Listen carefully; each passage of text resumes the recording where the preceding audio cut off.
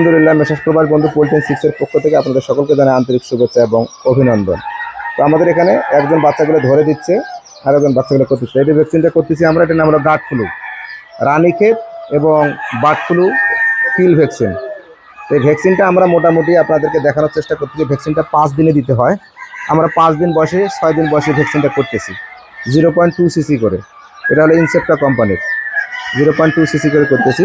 অনেক কাছে থেকে দেখার চেষ্টা করতেছি আমি, দেখেন এই যে আপনাদের ঘাড়ে করতেছে 0.2 সিসি করে।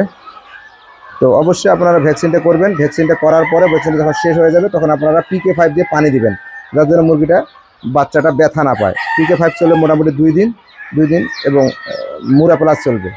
এভাবে আপনারা ভ্যাকসিনগুলো করে থাকবেন। তো এখানে আমরা আজকে বাচ্চাকে ভ্যাকসিন দিচ্ছি মোটামুটি 2000 বাচ্চাকে। তো এটা আমরা 1000 ডোজে 2000 মুরগিকে করা যায়, এটা ইনসেপ্টা কোম্পানির। তো আসুন আমরা জেনে নেই, এবং যারা আমার এই ভিডিওটা দেখতেছেন অবশ্যই আমার এই পেজে লাইক এবং ফলো করবেন এবং শেয়ার করবেন, অন্যকে দেখানোর চেষ্টা করে দেবেন। আসসালামু আলাইকুম রহমতুল্লাহ।